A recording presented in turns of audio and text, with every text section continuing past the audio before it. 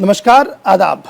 Programme आप देख रहे हैं ख़ास मुलाकात, और ये ख़ास इसलिए आज इंतहाई ख़ास है क्योंकि देश भर के अंदर 2024 के इंतखाबात का बिगुल बज चुका है।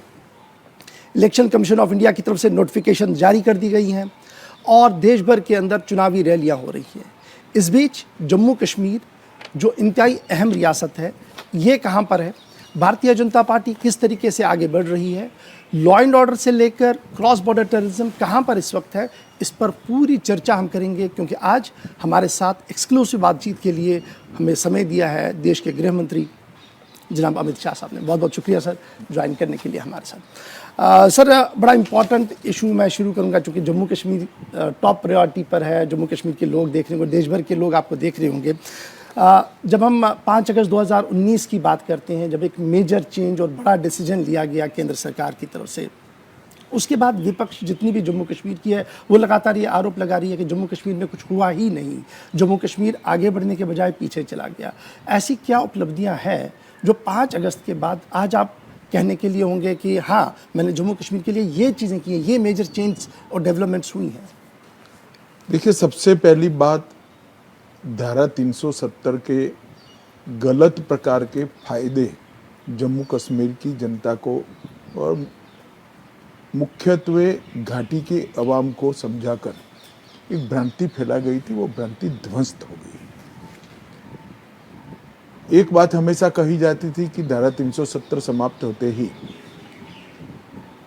जम्मू कश्मीर की संस्कृति, भाषा, एक वजूद खत्म हो जाएगा। 5 साल हो गए, कुछ नहीं हुआ। कश्मीरी आज भी कश्मीरी है, कश्मीरी भाषा का भी महत्व बना है, कश्मीरी खान पान का भी महत्व बड़ा है, और कश्मीर के टूरिस्ट स्पॉट आज यात्रियों से भरे हुए हैं। तो एक जो हवा फैलाया गया था, धारा 370 जाने से हजारों लोग कश्मीर में आ जाएंगे, कश्मीरियत खत्म हो जाएगी, कुछ नहीं हुआ। और मैं कश्मीर की जनता को फिर से कहना चाहता हूँ कि इस देश में ढेर सारे राज्य हैं।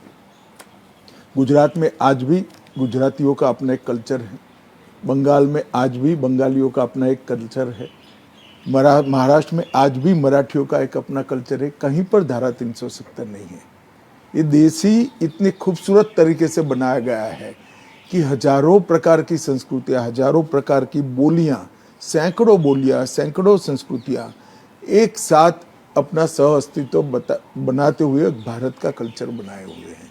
और मुझे आनंद है कि आज जम्मू कश्मीर की जनता इस चीज़ को महसूस कर रही है। जम्मू कश्मीर में धारा 370 की आड़ में अलगाववादी विचार को एक विचारधारा बनाकर जम्मू कश्मीर के युवाओं को आतंक के रास्ते पर घसीट दिया गया, जिसका पाकिस्तान ने दुरुपयोग किया।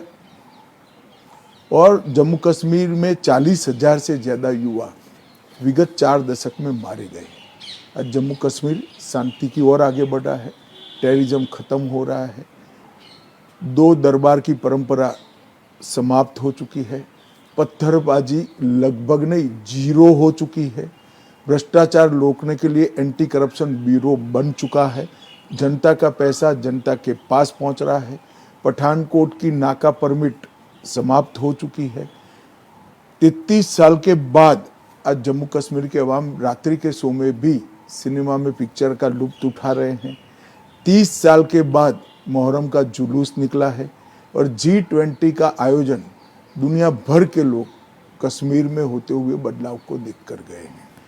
तो बहुत समय के बाद, लगभग 35 साल के बाद, जम्मू कश्मीर की जनता आज शांति का माहौल का अनुभव कर रही है, विकास इनके घर तक पहुंचा है, और आतंकवाद से आगे निकलकर हर घर तिरंगा हो, या फॉर्मूला 4 कार रेसिंग हो, या लाल चौक पर तिरंगा फहराना हो, अमरनाथ यात्रा में 4.5 लाख लोग का यात्रियों का आना हो, और जम्मू कश्मीर में कुल मिलाकर एक साल में 2 करोड़ 10 लाख यात्री आना हो।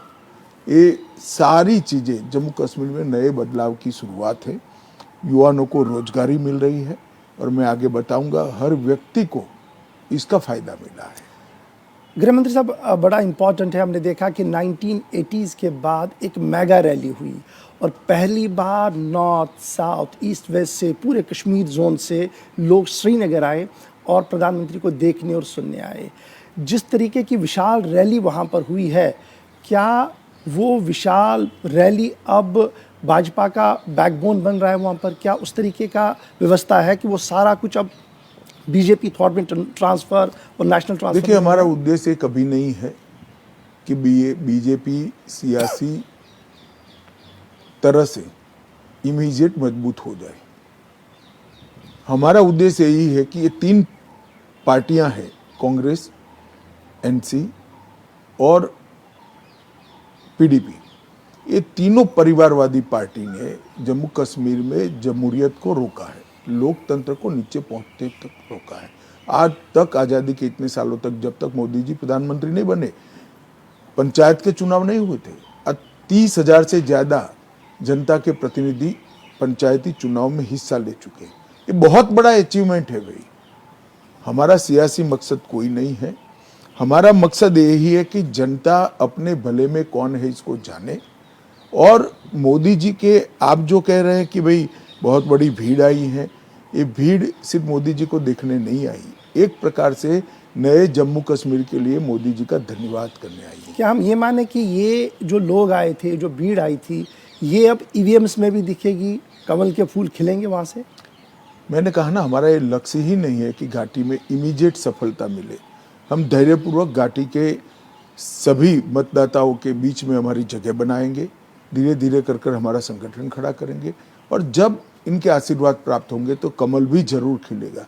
मगर मैं पूरे विश्वास के साथ कह रहा हूँ कि तीनों परिवारवादी पार्टियों को इस चुनाव में घाटी की जनता जरूर बाहर का रास्ता निकालेगी, अपने नुमाइंदे खुद चुनेगी, और जिन्होंने अब तक पाकिस्तान की भाषा बोली है, ये सभी को जवाब मिलेगा। जब हम बीजेपी की बात करते हैं, जो अब बहुत बड़ी ऑर्गेनाइजेशन देश भर में, दुनिया भर में इसका लोहा माना जाता है, तो इलेक्शन सामने है, एक टारगेट दिया गया 370 का बीजेपी की तरफ से, जबकि एनडीए 400 पार।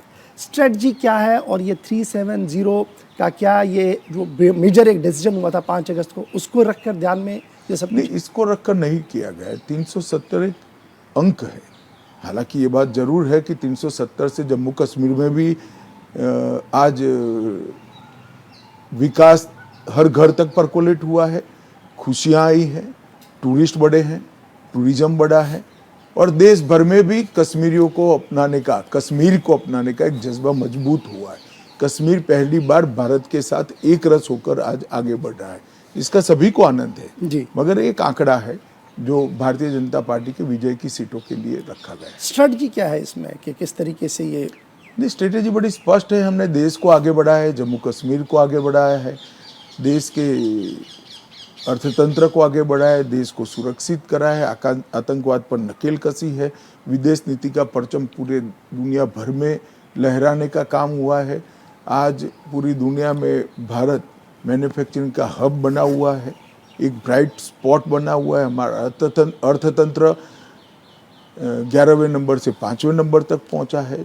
तो स्वाभाविक रूप से बीजेपी का ऑर्गेनाइजेशन का एक्सपांशन और चुनावी सफलता, ये दोनों में बढ़ोतरी होना लाजमी है। तो मैं मानता हूं कि ये जरूर जनता हमें आशीर्वाद देगी।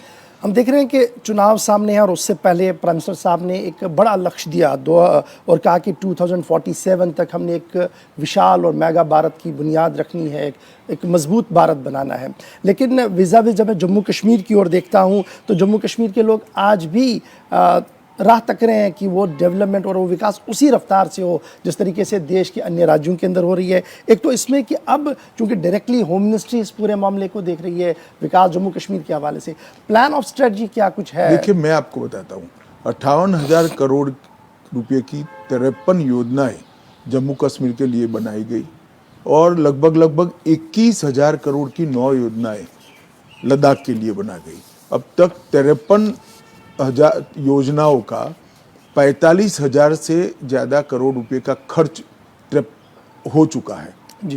प्रधानमंत्री ग्राम सड़क योजना में पहले हर साल प्रतिवर्ष 1175 किलोमीटर रोड बनता था। आज 8,000 से ज़्यादा किलोमीटर रोड बनते हैं। कहाँ 1100 किलोमीटर, कहाँ 8,000 किलोमीटर। प्रधानमंत्री आवास योजना में 19 के पहले तक सिर्फ 24,000 आवास थे। अब 1,45,000 जम्मू कश्मीर के गरीब लोगों को आवास मिल चुके हैं। घर में नल का कनेक्शन पहले 5.75 लाख परिवारों के पास था, आज 14.30 लाख परिवारों को घर में नल से जल पहुंच चुका है। 100% कश्मीरियों के पास आज घर में नल से जल आ रहा है। और आज पूरे जम्मू कश्मीर के अवाम को लगभग 83 लाख कार्ड वितरित कर दिए गए हैं। किसी भी प्रकार का दर्द हो, मर्ज हो, 5 लाख तक का पूरा इलाज, मोदी जी का फ्री ऑफ कॉस्ट का वादा आज जमीन पर पहुंचा। किसी भी कश्मीरी को 5 लाख तक अपने पॉकेट से 25 पैसा भी नहीं निकालना है। आज भारत सरकार पूरा उनके इलाज का काम देख रही है। ये ढेर सारी योजनाएं हैं, चाहे रोजगार की हो, चाहे महिलाओं की हो, ढेर सारी योजनाएं वहां तक पहुंची हैं। और इंफ्रास्ट्रक्चर के भी बहुत सारे काम हुए हैं। ठीक है, अब जब हम प्राइम मिनिस्टर साहब की बात कर रहे हैं तो बड़ा इंपॉर्टेंट है कि प्राइम मिनिस्टर मोदी साहब ने 2-3 बार इस बात को दोहराया और 5 अगस्त के बाद on the floor of the house भी कहा कि दिल्ली की दूरी और दिलों की दूरी को कम करना है। क्या आपको लगता है कि इन 5 सालों में, जब से 5 अगस्त 2019 का डिसीजन हुआ है, कोई मेजर ब्रेक थ्रू इसमें हुआ कि दिल्ली की भाई ये रैली ही ब्रेक थ्रू है। आज़ादी के बाद, मतलब आतंकवाद, दहशतगर्दी बढ़ने के बाद, 85 के बाद किसी भी प्राइम मिनिस्टर की इतनी सफल रैली नहीं हुई। मैं अभी कई बार गया हूँ, बारामूला जाकर मैं रैली कर आया। जिस प्रकार से अवाम उत्साह के साथ मोदी जी का स्वागत कर रही है, चाहे वो जम्मू हो चाहे घाटी हो, वो बताता है कि दिलों की दूरी कम हो चुकी है। और देश भर से लोगों को, यात्रियों का वहाँ पहुँचना एक बड़ा अच्छा संकेत है। ये जो पॉलिटिकली नरेट किया जा रहा है वहाँ पर विपक्ष की तरफ से कि दिल्ली की दूरी पर कोई काम नहीं किया गया, दिल्ली अभी भी बहुत दूर है और रिमोट से चलाने की कोशिशें की जा रही हैं। देखिए, इसका इमीडिएट जवाब नहीं दे पाएंगे क्योंकि जवाहरलाल नेहरू के समय से जो कश्मीर को देखने की आदत पड़ी है वो बदलते बदलते देर हो जाएगी। मगर देश भर से जिस प्रकार से उद्योगपति वहाँ जाकर इन्वेस्टमेंट कर रहे हैं, मैं आपको बताता हूँ बहुत जल्दी ही ये नज़रिया भी बदल जाएगा। ठीक है, हमसे बड़ा इम्पॉर्टेंट है कि आपने कहा कि ग्लोबल समिट का भी जिक्र किया, G20 का भी समिट का हमें बात सामने आई और आपने कहा कि G20 जैसा कामयाब समिट वहाँ पर हुआ है। अब जब G20 का समिट हुआ है तो क्या इससे युवाओं के रोज़गार के कोई दरवाजे खुल रहे हैं? देखिए, ढेर सारे दरवाजे खुले हैं। एक तो 34,000 सरकारी रोजगार का निर्माण हुआ है, लगभग और 10,777 लोगों की भर्ती की प्रक्रिया चल रही है और 7.5 लाख लोगों को स्वरोजगार मिला है। जैसे मधुमक्खी पालन हो, खादी हो, पश्मीना का काम हो, सेब का प्रोसेसिंग हो। और मैं मानता हूं कि ये कभी भी 7.5 लाख लोगों को स्वरोजगार नहीं मिला है। और ये जम्मू कश्मीर सरकार की साइट पर आपको उपलब्ध मिलेगा कि कितना रोजगार कहाँ मिला। डायरेक्ट रोजगार लगभग 16,000 दे चुके हैं, इनडायरेक्ट रोजगार 5,000 से ज़्यादा हुआ है। और प्रस्तावित निवेश जो है, इन्वेस्टमेंट पूरा आने के बाद 4 लाख युवाओं को रोजगारी मिलेगी। पहले रोजगार की कल्पना केवल और केवल टैक्सी ड्राइवर था। आज सारे होटल हमने एडवर्टाइज निकाल दिया है, सारे होटल प्राइवेट होंगे। सिर्फ घाटी में 7 होटल नए प्राइवेट बड़े बनेंगे, जिससे आने वाले यात्रियों को अच्छी रहने की सुविधा मिलेगी और कश्मीर के युवाओं को नौकरी के रोजगार की। पहले लाइसेंस 1,000 टैक्सी के थे, अब लगभग 10,000 लोगों को लाइसेंस दे दिए गए हैं। ये बहुत बड़ा बदलाव है। पिछले 4 वर्षों में 90,000 करोड़ का निवेश का इरादा आया है, मतलब MOU हुआ है। 2022-23 में 2100 करोड़ का निवेश हो चुका है, 23-24 में 2400 करोड़ का निवेश हो चुका है। और मैं मानता हूं कि सबका इन टोटो देखे, इंफ्रास्ट्रक्चर में बढ़ोतरी, गवर्नमेंट इंस्टीट्यूशन का वहां आना, निवेश, टूरिज्म। 14-15 में जम्मू कश्मीर का GDP 1 लाख करोड़ था, सिर्फ 1 लाख करोड़। और 2023 में 1 लाख करोड़ से बढ़कर 2,23,000 करोड़ हुआ है। 2.25 गुनी बढ़ोतरी जीडीपी की हुई है। जब जीडीपी बढ़ता है तो उसी का आउटकम रोजगार होता है। दुनिया का कोई भी अर्थशास्त्री इसका इंटरप्रिटेशन कर पाएगा कि जीडीपी बढ़ता है तो इन्वेस्टमेंट से, जीडीपी से ही रोजगार भी बढ़ता है। हम देख रहे हैं कि पिछले दिनों सचिन तेंदुलकर आए वहाँ पर, उन्होंने काफ़ी कुछ सोशल मीडिया पे अपने तरीके से पोस्ट किए। फिर फार्मूला रेस भी हमने पहली बार देखी जम्मू कश्मीर में होती हुई है। लेकिन इन सभी चीज़ों के बीच जो मेगा चेंजिंग इमेज हमारे सामने है, इन्हें आप कैसे कंसोलिडेट करेंगे, इन्हें आप कैसे समेटेंगे कि कैसे इसको देखा जाए? देखिए, मैं आपको बताता हूँ, सबसे बड़ा बदलाव पर्यटन से नापा जाता है। जब वहाँ शांति होती है तो ही पर्यटक आते हैं। कश्मीर की जनता के साथ देश के सभी हिस्सों की जब इंटीग्रिटी ठीक होती है तभी पर्यटक आते हैं। 2023 में 2 करोड़ 11 लाख पर्यटक आए और 250 करोड़ का निजी निवेश सिर्फ टूरिज्म सेक्टर के आया है। 75 नए ऑफबीट स्थलों को टूरिस्ट डेस्टिनेशन में बदला गया है। डल झील पर वितस्ता महोत्सव मनाया गया।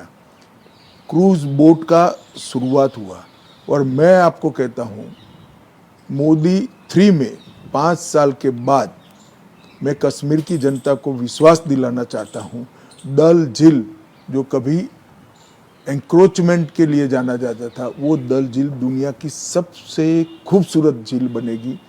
टैटू ग्राउंड को हम बहुत बड़े अम्यूजमेंट के लिए बदल रहे हैं। हम हाउस बोट की नीति लेकर आए हैं। हम घरों के अंदर पर्यटकों को रखने के लिए होम स्टे की नीति लेकर आए हैं। वेब सीरीज और फिल्मों की शूटिंग के लिए नीति लेकर आए हैं। ये सभी नीतियों से बहुत बड़ा परिवर्तन हुआ है। यानी कुल मिलाकर जो प्राइम मिनिस्टर साहब कह रहे हैं कि टी को रिप्लेस किया टी ने, टेररिज्म को रिप्लेस किया टूरिज्म ने, आपका मानना है कि अभी कुछ तो शुरुआत की है, आने वाले दिनों में और भी कुछ होगा और आहिस्ता आहिस्ता करके बदलाव आने वाले दिनों में भी दिखेगा। लेकिन बड़ा जी, कश्मीर की जनता को कहना चाहता हूं कि 2-3 साल के बाद आप टैटू ग्राउंड देखिएगा, गुलमर्ग देखिएगा और डल झील देखिएगा। आपको मालूम हो जाएगा कि कश्मीर का फ्यूचर क्या है। मोदी सरकार ने ये सब के लिए प्लानिंग कर रखा है। डल झील का दुनिया के सबसे आकर्षक झील में परिवर्तन होना, टैटू ग्राउंड के अंदर डिज्नीलैंड जैसा एक बड़ा अम्यूजमेंट का स्थल बनाना, जिससे आने वाले पर्यटक कम से कम 4-5 दिन वहाँ रुक सके और दावोस जैसी दुनिया भर की समिट के लिए गुलमर्ग की पहाड़ियों को सज्ज करना। ये 3 होने के बाद कश्मीर के अंदर एक आमूल चूर पूरा सोचने का डिस्कोर्स ही बदल जाएगा। आप मेरी बात याद रखना। जहाँ पर कभी पथराव की बात होती थी, इसकी जगह विकास की होगी, रोजगारी की होगी और एक प्रकार से ये सारा कश्मीर के अवाम के आत्मविश्वास को बढ़ाने के लिए बहुत काम में आएगा।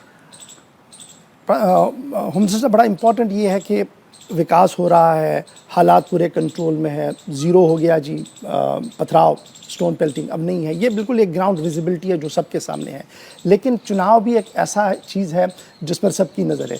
देश भर के अंदर लोकसभा के इंतखाबात हो रहे हैं, इलेक्शन का बिगुल बज गया है, लेकिन जम्मू कश्मीर आते आते जो नज़रें थी लोकसभा के साथ साथ शायद स्टेट असेंबली का भी हो, कब तक ये एक्सपेक्ट है पूरा प्रोसेस? देखिए, आप क्यों लोकसभा और विधानसभा को ही चुनाव मानते हो?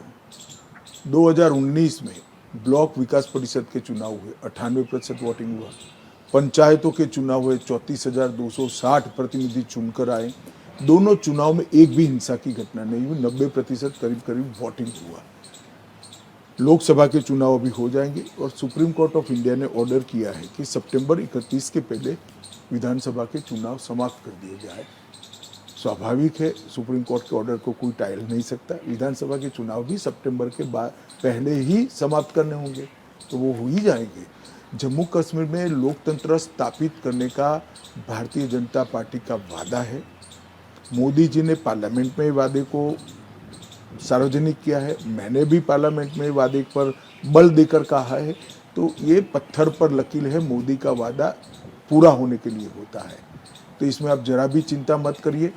ये वादा समाप्त होगा और जम्मू कश्मीर में फिर से एक बार लोकतंत्र की महक यानी दिखेगी। एक बात है मगर उसमें कि ये लोकतंत्र 3 परिवारों का लोकतंत्र नहीं होगा, जम्मू कश्मीर की जनता का लोकतंत्र। यानी एक अच्छी खबर जो आज आप जम्मू कश्मीर की जनता को दे रहे हैं, जो शायद ये सुनना चाह रही थी कि अक्टूबर या नवंबर तक पूरी तरह से एक स्टेबल गवर्नमेंट वहाँ पर होगी और बदलाव के साथ बड़ी गवर्नमेंट होगी। जम्मू कश्मीर की जनता ने चुनी हुई गवर्नमेंट होगी, मगर मैं आशा करता हूँ कि 3 परिवारवादी पार्टियों की गवर्नमेंट नहीं होगी। ठीक है, अब बड़ा इंपॉर्टेंट है क्योंकि लोकसभा के चुनाव सामने थे और एक मेगा अनाउंसमेंट आपकी तरफ से on the floor of the house किया गया जब आपने ST, SC, OBCs और ट्राइबल्स के लिए स्पेशल अनाउंसमेंट की कि उनकी रिजर्वेशन होगी और फिर ये भी क्लियर कर दिया कि किसी का हक नहीं मारा जाएगा। लेकिन उसके बावजूद भी जिस तरह का माहौल बनाने की कोशिश की गई, आज गृह मंत्री साहब उनको क्या जवाब देंगे? देखिए, मैं आपको स्पष्ट कहना चाहता हूँ कि भारतीय जनता पार्टी की नरेंद्र मोदी सरकार ने जम्मू कश्मीर के OBC नामकरण कर सभी को सम्मान दिया है। पहली बार OBC रिजर्वेशन दिया है। अब विधानसभाओं में महिलाओं को 1/3 रिजर्वेशन मिलेगा। पंचायत नगर पालिका में भी OBC आरक्षण दिया है। SC, ST दोनों को हमने जगह दी है। गुर्जर बकरवाल का हक मारे बगैर पहाड़ी लोगों को अलग से 10% हमने रिजर्वेशन देने का काम किया है। और पाक ऑक्यूपाई कश्मीर के जो विस्थापित थे, पूर्वी पाकिस्तान के जो विस्थापित थे, वो सभी को समायोजित करने के लिए भी हमने बड़े मन से कानून बनाए हैं। सारे लोगों को मालूम है कि पहली बार ये अधिकार धारा 370 जाने के बाद ही मिले हैं। जी, आज तक गुर्जर बकरवालों को नहीं मिलता था, आज तक पहाड़ियों को नहीं मिलता था, आज तक OBC को नहीं मिलता था। ये अधिकार वाल्मीकियों को भी नहीं मिलता था, दलित भाइयों को भी नहीं मिलता था। ये अधिकार नरेंद्र मोदी सरकार ने दिए हैं और ये अधिकारों को हम नीचे तक परकोलेट करने के लिए कटिबद्ध है। और लोकसभा का नोटिफिकेशन आने के एक दिन पहले ही जो मेरा पार्लियामेंट में वादा था, मोदी जी ने जो पार्लियामेंट के फ्लोर पर जम्मू कश्मीर की जनता को विश्वास दिलाया था, इसकी वचन पालना हो चुकी है। वो नोटिफाइड भी हो चुके हैं और दोनों रिजर्वेशन अलग अलग है। फारूक साहब ने बहुत प्रयास किया कि कैसे इसमें झगड़ा लगाया जाए, महबूबा जी ने बहुत प्रयास किया कि कैसे इसमें झगड़ा लगाना, वो उनका काम है, इससे हमें कोई परहेज नहीं है। वो झगड़ा लगाना उनका काम है, वो करे, मगर अब जनता उनको जानती है। ये जो आरोप लग रहे हैं कि बीजेपी ने ये तब किया जब बिल्कुल पास में इलेक्शन थे और ये वोट बैंक पॉलिटिक्स है, अपीजमेंट पॉलिटिक्स है। जी भाई, हमने तो चुनाव पास है तब भी किया ना। 75 साल से आप थे, क्यों नहीं किया? मैं फारूक साहब को ये पूछना चाहता हूं। तीसरी पीढ़ी आ गई आपकी। हर गर्मी आप इंग्लैंड में बिताते हो और जम्मू कश्मीर की बात करते हो। जम्मू कश्मीर में जब टेररिज्म होता है यहां से भागकर इंग्लैंड चले जाते हो, जब शांति होती है यहां पर आकर पाकिस्तान का डर दिखाकर वोट लेते हो। और आप बात कर रहे हो भाई 75 साल से आपने नहीं दिया। हमारे टाइमिंग पर क्या सवाल उठा रहे हो? ना महबूबा जी ने दिया है ना फारूक साहब ने दिया है। उनको तो बोलने का अधिकार ही नहीं। उनके समय में जितने फेक एनकाउंटर हुए हैं ना, कभी नहीं हुए। ये 5 साल में 1-2 दुर्घटना छोड़कर फेक एनकाउंटर नहीं हुए हैं। ये 5 साल में फेक एनकाउंटर करने वालों पर हमने FIR भी रजिस्टर्ड करी है। फारूक साहब को ये बोलने का अधिकार ही नहीं है। बात हालात की चल रही है तो एक और मेजर डिसीजन जो हमने देखा कि इसी गवर्नमेंट ने लिया और ये बड़ा एग्रेसिव डिसीजन माना जाता है कि कुछ संगठनों पर पाबंदियां लगाना, बैन करना, उनके एसेट्स को सीज करवाने की बात हो रही है। लेकिन अब ये भी आवाज़ें उठ रही हैं कि जनाब इनके साथ डायलॉग भी हो सकता था, इनको बीच वाले हम डायलॉग कश्मीर के युवाओं के साथ करेंगे जिनके मूल पाकिस्तान में है। ऐसे कोई ऑर्गेनाइजेशन के साथ नहीं करेंगे। They are responsible. 40,000 लोगों की मृत्यु के लिए वो ऑर्गेनाइजेशन रिस्पॉन्सिबल है। हमने कुछ नहीं करे हैं। लगभग 12 ऑर्गेनाइजेशन को बैन किया है। कुल 36 इंडिविजुअल को टेररिस्ट घोषित किया है और टेरर फाइनेंस की रीढ़ तोड़ने के लिए 22 से ज्यादा केस रजिस्टर किए हैं। 150 करोड़ की संपत्ति को सीज किया है। 90 प्रॉपर्टी को अटैच किया है और 134 बैंक अकाउंट को हमने फ्रीज कर दिया है। और मैं मानता हूं कि कश्मीर के जो 40,000 युवा मारे गए, सिक्योरिटी फोर्सेस मारी गई, इसके लिए ये सब रिस्पॉन्सिबल है। और महबूबा मुफ्ती और फारूक साहब के शासन में वो चलता रहा। इन्होंने क्योंकि ये इनके फायदे में था। ये जो कश्मीर की जनता को डरा कर रखना और इसके आधार पर सियासत करना, वो उनके फायदे में था। ये जो एलजी साहब कह रहे हैं कि अमन को खरीदा जाता था और बाद में रखा जाता, हमने जी अमन को कायम किया, हमने शांति को प्रस्तापित किया है। शांति कभी परचेज नहीं की जा सकती, बिल्कुल कॉस्ट देकर नहीं होती।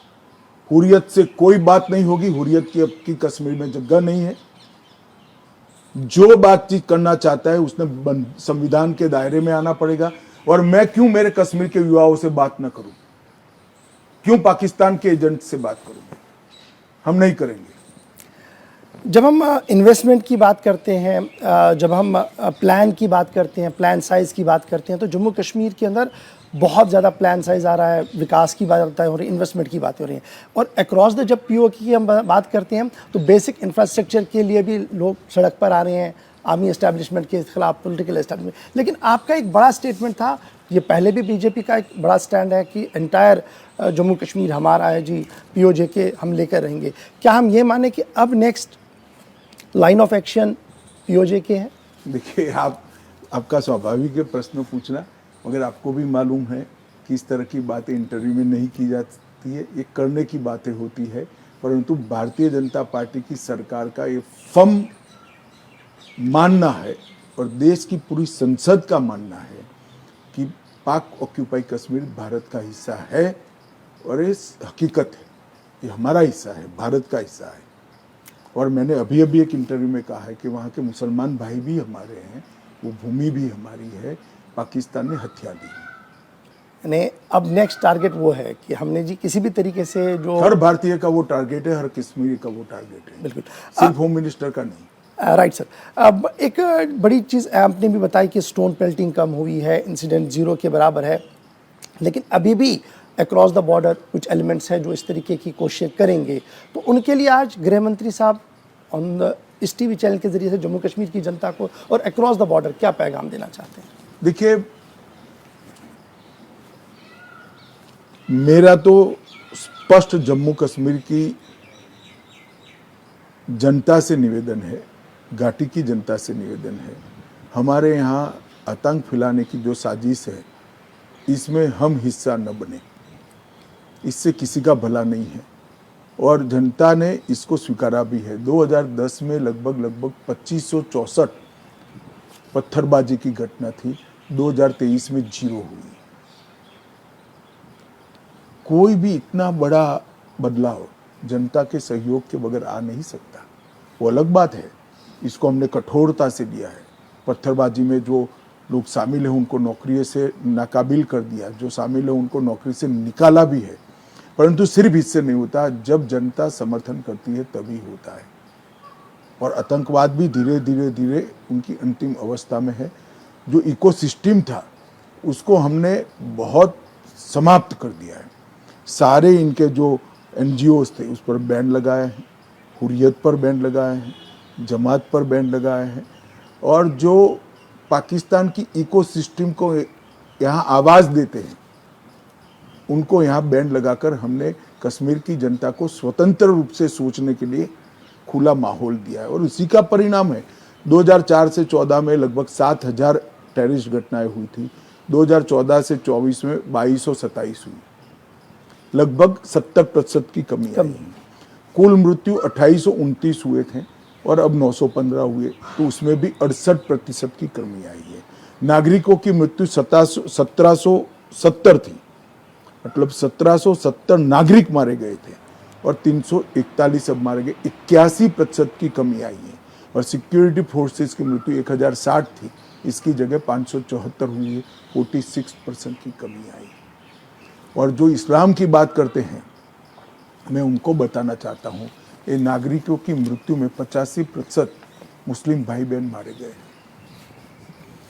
जो इस्लाम के नाम पर ये सब करते हैं जी, कश्मीरियत के नाम पर करते हैं, मैं उनको बताना चाहता हूँ कि कश्मीरी ही मारा गया, ज़्यादातर कश्मीरी मुसलमान मारा गया। और कृपया इसको बंद करना चाहिए। और हमने आतंकवाद के महिमा मंडन पर भी बहुत कड़ाई से रोक दिया है। सरकारी नौकरियों से कुछ लोगों को निकाला है, इनकी भर्ती में बंद कर दिया। बार काउंसिल को भी आतंकी समर्थकों से साफ किया है और रोजगार, पासपोर्ट, गवर्नमेंट कॉन्ट्रैक्ट, इस सब में टेररिज्म की घटना में हिस्सा नहीं लिया है सर्टिफिकेट को कंपलसरी करा है। अब धीरे धीरे कश्मीरी युवा रोजगार की ओर बढ़ रहा है। 5 साल से स्कूल बेरोक टोक चलते हैं। एक पहली बैच 7वीं कक्षा की अब 2 साल के बाद बाहर पड़ेगी, जो एक भी दिन की छुट्टी के बगैर, हड़ताल के बगैर 7 कक्षा पास कर हमारी बच्चियां हायर एजुकेशन में और टॉप मोस्ट एजुकेशन में आगे बढ़ेगी। हमारे बच्चे इंजीनियर होंगे। शिक्षा में पहले सिर्फ 4 मेडिकल कॉलेज थे, आज 7 नए मेडिकल कॉलेज बनाए। एक भी नर्सिंग कॉलेज नहीं था, अब 15 नर्सिंग कॉलेज थे। 500 MBBS की सीटें थी, आज 800 है। 367 PG की सीटें थी, आज 297 सीटें हमने बढ़ाई हैं। नर्सिंग की सीटें सिर्फ 220 थी जो एग्जिस्टिंग कॉलेज के साथ थी, अब 2000 नर्सिंग की स्कूलें करी है। विजयपुरम में नया एम्स बना है, अवंतीपुर में भी एम्स बन रहा है, IIT बना, IIM बना, निफ्ट बना। एक प्रकार से हजारों करोड़ के इन्वेस्टमेंट हायर एजुकेशन के क्षेत्र में वहाँ पर जम्मू में आए हैं। अब जम्मू के बच्चे, कश्मीर के बच्चे दुनिया भर में, देश भर में पढ़ने जाते थे, अब देश भर के बच्चे जम्मू कश्मीर में पढ़ने आते हैं। एक बहुत एक बड़ा खुशनुमा माहौल हुआ है। लेकिन गृहमंत्री साहब, चूंकि पूरे देश को भी आप देखते हैं, बड़ा इंपॉर्टेंट है कि अलगाववाद एक तरफ से है, उग्रवाद एक तरफ से है, जिस पर पूरी नकेल कसी। ये टेरर फ्री कब हम देखेंगे? अब जीरो हो गया जी, पूरा देश शांति में है 100%। देखिए, सरकार अपना प्रयास कर रही है। मैं अभी भी घाटी के युवाओं को कहना चाहता हूँ, ये मुगालते से बाहर निकल जाइए। ये पाकिस्तान का प्रोपोगंडा है, इससे बाहर निकल जाइए।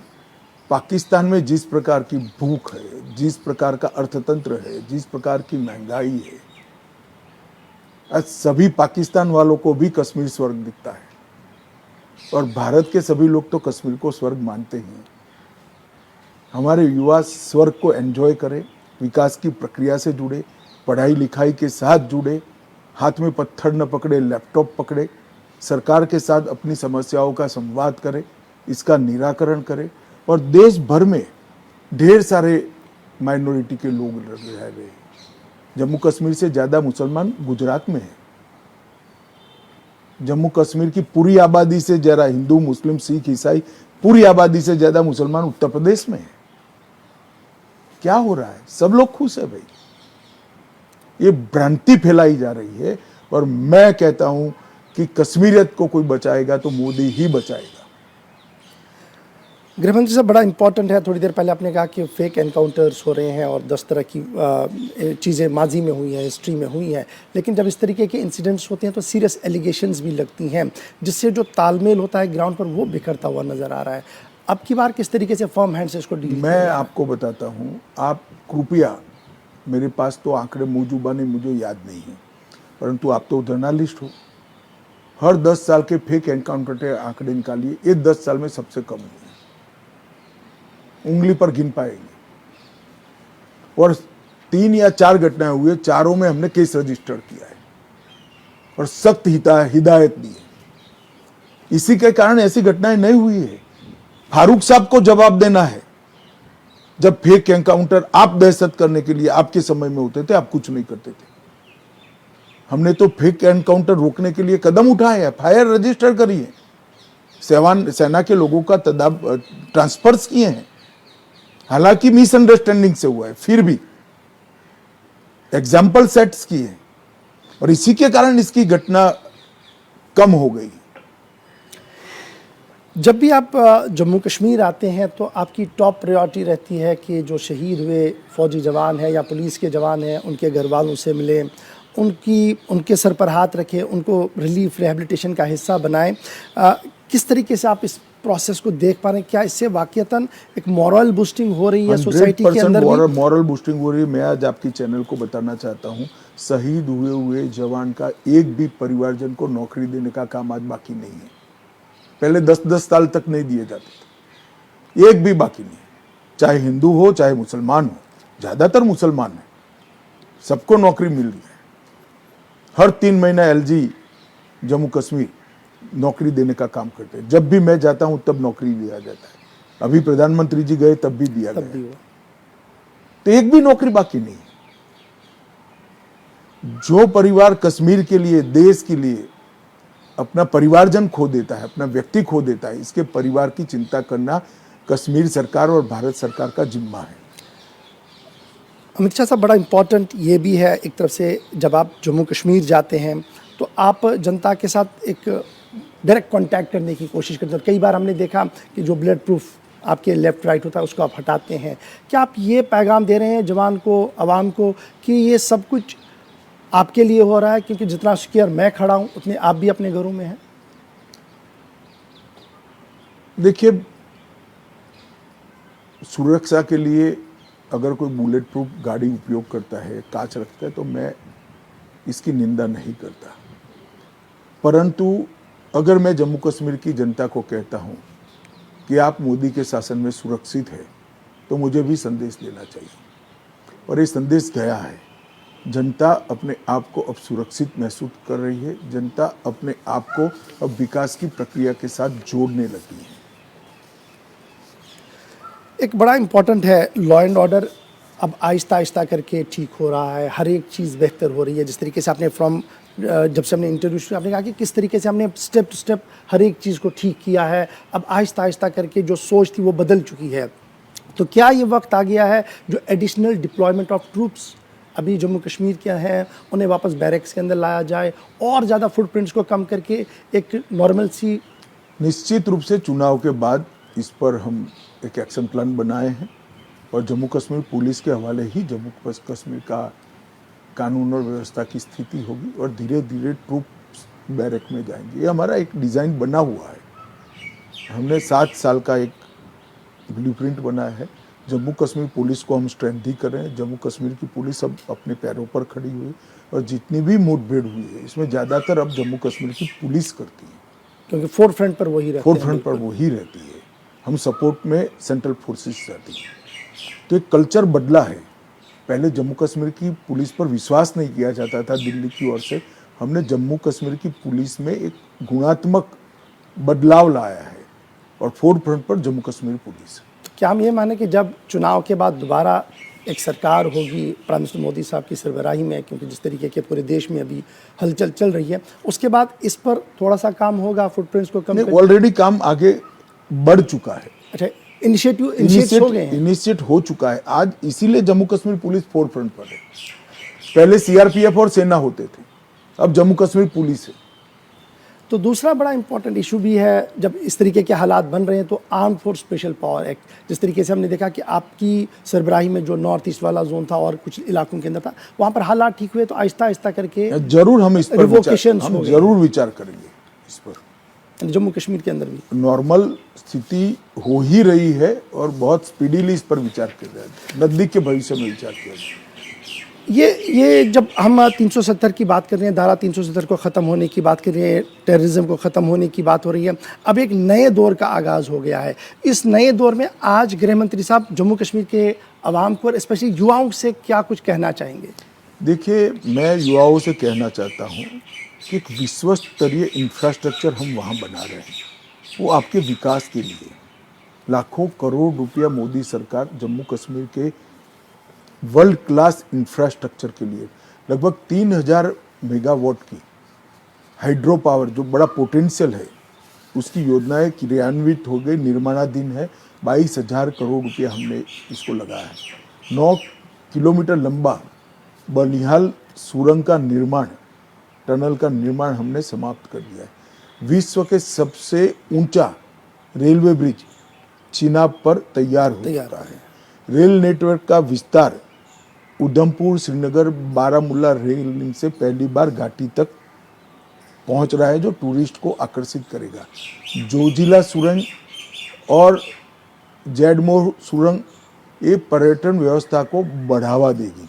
इसके साथ जम्मू के लिए एक सेमी रिंग रोड 58 किलोमीटर का बनाया है, जो जम्मू के इर्द गिर्द सारे यात्री स्थान है इसको कनेक्ट करेगा। अखनूर, पुंछ सड़क भी अब निर्माणाधीन है, लगभग 3,400 करोड़ रुपया इस पर खर्च किया जाए और 11,000 सर्किट किलोमीटर की नई HT लाइन और लो टेंशन लाइनें बिछाई गई हैं। होटल नए बन रहे हैं, नई टैक्सियां को रजिस्ट्रेशन दिया जा रहा है। एक विश्व स्तरीय टूरिज्म के लिए ढेर सारा काम हो रहा है। मैंने पहले भी कहा कि दल झीक, गुलमर्ग की पहाड़ियाँ और अपना टैटू ग्राउंड को हमने सेना से वापस ले लिया है। अब ये जम्मू कश्मीर सरकार और भारत सरकार के पास है। वहाँ विश्व स्तरीय एम्यूजमेंट पार्क बनने जा रहा है, जहाँ कम से कम एक बार घुसोगे तो 4 दिन रहना पड़ेगा बच्चों को लेकर। इस प्रकार की व्यवस्थाएं हुई हैं। और जम्मू कश्मीर के पास खीर भवानी का मंदिर है, शंकराचार्य है, हजरत बाल है, ढेर सारे आकर्षण के केंद्र ऑलरेडी है। इस सबको एक्सप्लोर कर हम एक टूरिज्म का नया इकोसिस्टम बना रहे हैं। आज पश्मीना को जीटैग मिल गया है, कश्मीर के केसर को मिल गया है, कश्मीर की सेबों की नबी जातों को इंट्रोड्यूस किया गया है। सेब को ज़्यादा रेट मिले, दिल्ली तक आना ही न पड़े, इस तरह की फूड प्रोसेसिंग की इंडस्ट्रीज जम्मू कश्मीर और श्रीनगर में, जम्मू और श्रीनगर में प्रस्तापित हो रही है। पाइपलाइन में लगभग मई जून तक इसका ओपनिंग हो जाएगा। वहीं से दुनिया भर में सेब का जूस जाएगा। ये सारी चीज़ें तभी संभव है कि जब एक होलिस्टिक अप्रोच के साथ कोई इसको आगे बढ़ाए, और मोदी जी ये काम कर रहे हैं। जी सर, 2024 के चुनाव हमारे सामने हैं और हम देख रहे हैं कि एनडीए अलायंस के साथ मिलना और नए नए पार्टनर्स के साथ भी चुनाव लड़ा जा रहा है। जम्मू कश्मीर में क्या अकेले बीजेपी मैदान में है या लाइक माइंडेड लोगों के साथ मिलकर चुनाव में जाएगी? देखिए, जम्मू में तो हम सभी सीटों पर लड़ेंगे। कश्मीर में अभी हमारे जम्मू कश्मीर यूनिट ने निर्णय नहीं किया है। हम हालात देखकर निर्णय करेंगे। परंतु मैं कश्मीर के श्रीनगर की जनता को जरूर कहना चाहता हूँ कि परिवारवादी पार्टियाँ जिन्होंने एक प्रकार से प्रच्छिन्न रूप से टेररिज्म को चलने दिया, आप उसमें से बाहर आइए। जो जमहूरियत का समर्थन करते हैं, जो विकास का समर्थन करते हैं, जो भारत के एजेंडा का समर्थन करते हैं, जो टेररिज्म के खिलाफ है, ऐसी पार्टियों को ढूंढिए, चुनिए और एक नए जम्मू कश्मीर का राजनीतिक भविष्य का आगाज करना चाहिए। गृहमंत्री साहब, आपने on the floor of the house भी ये कहा था कि एक नई लीडरशिप आ रही है आपके सामने और ये जो पुरानी लीडरशिप है अब आपको देखना होगा कि इनके पास कोई नहीं जाएगा। क्या वो लीडरशिप इमर्ज हो पाई है अभी तक? देखिए, लीडरशिप इमर्ज होना स्वाभाविक प्रक्रिया है, उसको जनता का आशीर्वाद चाहिए। और जिस प्रकार का माहौल है, मैं समझता हूं कि घाटी की जनता इस बार नई लीडरशिप को आशीर्वाद देगी। नई लीडरशिप को भी आशीर्वाद आप दे रहे हैं, लेकिन ज़रा आप अक्रॉस द बॉर्डर चलते हैं, पाकिस्तान की भी थोड़ी सी बात करते हैं। शहबाज शरीफ ने टेक ओवर वहाँ किया एज अ प्राइम मिनिस्टर के, और फिर वही राग जम्मू कश्मीर के हवाले से यूएन में भी और अपने वहाँ भी लगाया एक तरफ से। दूसरी तरफ से ये पहल भी की कि हम बातचीत के ज़रिए से भी भारत के साथ चलना चाहते हैं कि भारत ये एक बहुत बड़ा देश है। अब उनको इस चीज़ का एहसास हो रहा है। किस तरीके से पाकिस्तान की स्ट्रेटजी को हम देखें? देखिए, मैं जम्मू कश्मीर की जनता को ये कह रहा हूँ कि अब भारत की संसद की आवाज़ सुनिए, पाकिस्तान की आवाज़ सुनने की ज़रूरत नहीं है। जी, जम्मू कश्मीर भारत का हिस्सा है। जम्मू कश्मीर का भविष्य भारत के साथ जुड़ा है और हमारे बच्चों ने भारत की संसद की आवाज़ सुननी चाहिए। उनको जवाब देने वाले देंगे। शहबाज शरीफ साहब के इस स्टेटमेंट्स को हम कैसे देखें, जो अक्रॉस यूएन में एक है और अपने आते आते कहने हम तो भारत के साथ दोस्ती चाहते? क्या कोई ऐसा विजन है? भारत के साथ दोस्ती करने का सबसे पहला कदम यह है कि पाक ऑक्यूपाई कश्मीर और पाकिस्तान के बाकी हिस्सों में जो भारत के हिस्सों के अंदर टेररिज्म फैलाते वो सारी संस्थाओं को कंट्रोल करना चाहिए, और मेरी शुभकामनाएं उनको अगर कंट्रोल करते हैं।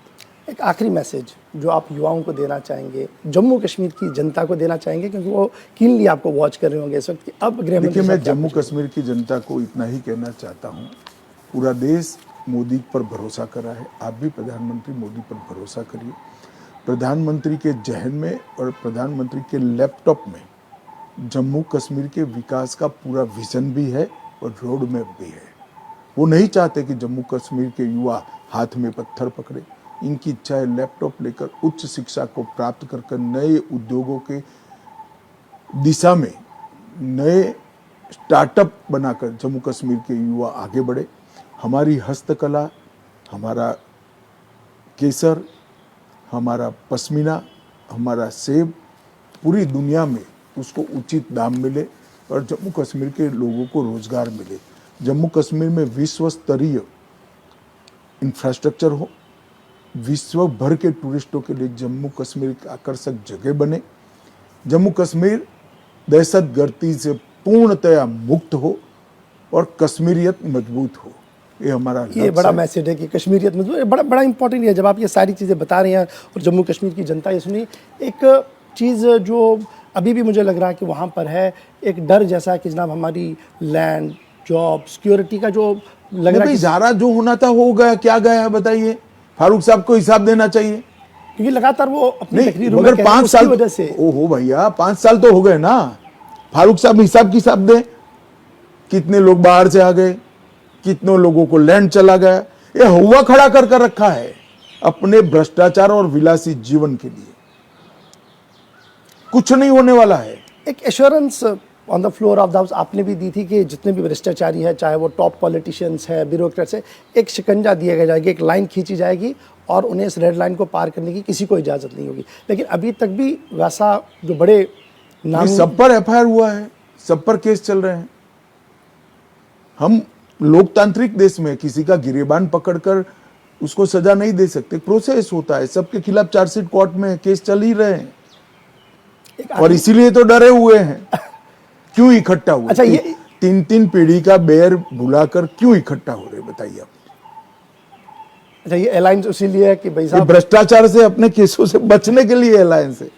गृहमंत्री साहब, आज जरूर जम्मू कश्मीर की जनता ये सुनना चाहेंगी कि आपने कहा था कि मुनासिब वक्त पर जम्मू कश्मीर को स्टेटहुड मिलेगा। नहीं, मैंने कहा ही है, जम्मू कश्मीर के चुनाव होने के बाद जम्मू कश्मीर की असेंबली करेगी और हम जम्मू कश्मीर के स्टेटहुड के रास्ते में रोड़ा नहीं बनेंगे। मैंने फ्लोर पर कहा, आज आपके टीवी पर भी कह रहा हूँ, इसमें हमें कोई आपत्ति। यानी 2024 में जम्मू कश्मीर, देखिए आप 24-25 छोड़ दीजिए, हम जल्द से जल्द करना चाहिए। बहुत बहुत शुक्रिया गृहमंत्री साहब ज्वाइन करने के लिए।